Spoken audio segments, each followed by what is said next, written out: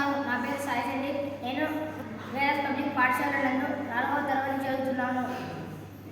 ఈరోజు green day సందర్భంగా నేను మీకు ఒక చిన్న కవిత చెప్పబోతున్నాను.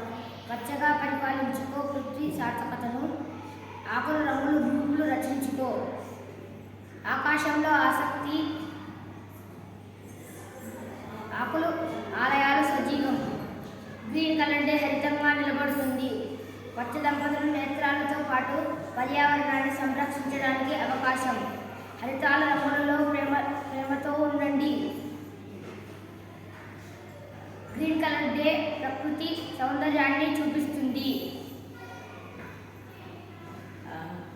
ఆకుల కలర్ నృత్యం, ఆకాశవాణిలో సంగీతం.